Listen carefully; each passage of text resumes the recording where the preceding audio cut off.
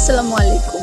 আজকে খুব সহজে কিভাবে মুড়ি দিয়ে মিষ্টি বানানো যায় আমি সেই রেসিপিটা আপনাদের সাথে শেয়ার করব। আর সেটা খুব মজা এবং সুস্বাদু হয়েছে আজকে আমার রেসিপিটি। তো আমি আপনাদের সাথে শেয়ার করছি, আপনারাও একবার হলেও বাসায় ট্রাই করবেন। তো আমার মিষ্টিটা দেখতেই পাচ্ছেন, খুব সুন্দর সফট এবং খুব সুন্দর হয়েছে আমার মিষ্টিটা। তো মিষ্টি বানানোর জন্য আমি এখানে 3 কাপ পরিমাণ মুড়ি নিয়েছি। এভাবে 3 কাপ পরিমাণ মুড়ি নিয়ে নিয়েছি। তারপর মুড়িটাকে ব্লেন্ডার করে নিব। আপনারা ব্লেন্ডার ছাড়াও বেটে পিষে নিতে পারেন। তো এরকম আমি এভাবে ব্লেন্ডার করে নিয়েছি। তারপর ব্লেন্ডার করা মুড়িগুলোতে আমি এখানে নর্মাল দুধ এড করে দিচ্ছি। এখানে আমি গুঁড়ো দুধ প্যাকেট 1 কাপ দিয়েছি, কিন্তু সেটা স্কিপ হয়েছে।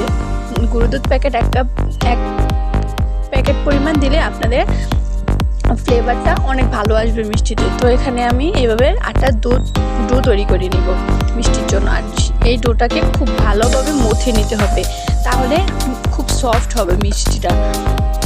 আমি খুব ভালোভাবে সফট করে মথে নিয়েছি, এভাবে মথে নিয়েছি। তারপর আমি এখানে এরকম ছোট ছোট শেপ দিয়ে মিষ্টির আকার তৈরি করে নেব। যেরকম টাইপের মিষ্টি বানাতে চান ওই রকম টাইপের মিষ্টি তৈরি করে নেবেন।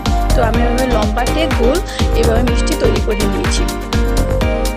এই তো দেখতে পাচ্ছেন, আমি এখানে আমার 3 কাপ মুড়িতে এখানে আমার অনেকগুলো মিষ্টি হয়েছে, প্রায় 30টার মতো মিষ্টি হয়ে গেছে।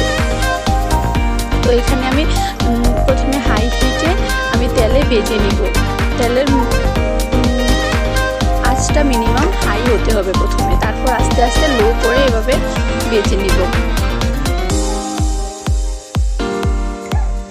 তারপর এভাবে আমি ঢেলে নিব, একটা পাত্রতে ঢেলে নিয়েছি। তারপর এখানে চিনির শিরা তৈরি করার জন্য আমি একটা পাত্রতে 3 কাপ পরিমাণ চিনি দিয়েছি।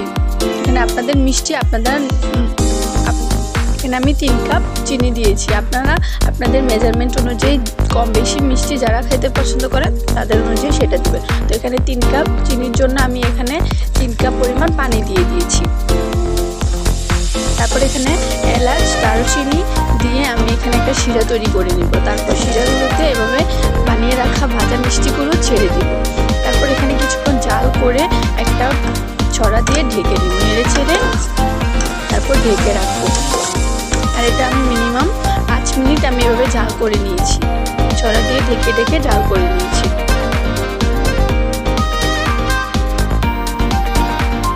ঢাকনা উঠিয়ে আবার একটু নেড়ে ছেড়ে দিয়ে তারপর আবার আমি 10 মিনিটের জন্য কুক করে নিব। তাহলে মিষ্টির ভিতরে শিরাটা খুব ভালোভাবে মিশে যাবে মিষ্টির সাথে। এভাবে আমি 10 মিনিটের জন্য কুক করে নিয়ে নর্মাল ফ্রিজে 1 ঘন্টার জন্য রেখে দিব। যদি আপনারা সারা রাতের জন্য রেখে দেন তাহলে খুব পারফেক্ট হবে, পারফেক্টভাবে মিষ্টির ভিতরে চিনি শিরাটা ঢুকে যাবে। তো এই তো আমার মিষ্টিটা আমি 1 ঘন্টা পর নর্মাল ফ্রিজে রেখে আপনাদেরকে দেখাচ্ছি। আমার মিষ্টিটা কিন্তু খুব পারফেক্ট হয়েছে। তো আপনারা একবার হলেও বাসায় ট্রাই করবেন, অবশ্যই আপনাদেরটাও খুব ভালো এবং মজাদার হবে। আর মুড়ি দিয়ে এভাবে সুন্দর করে মিষ্টির রেসিপিটা খুব ভালো হয়েছে, আমার কাছে তো খুব ভালো লেগেছে। একবার হলে আপনারা ট্রাই করে দেখতে পারেন। তো এই তো আমার রেসিপির ফাইনাল লুক। আমার ভিডিওটি ভালো লাগলে অবশ্যই আমার চ্যানেলে সাবস্ক্রাইব করে রাখবেন এবং লাইক, কমেন্ট, শেয়ার করে পাশেই থাকবেন। আল্লাহ হাফেজ।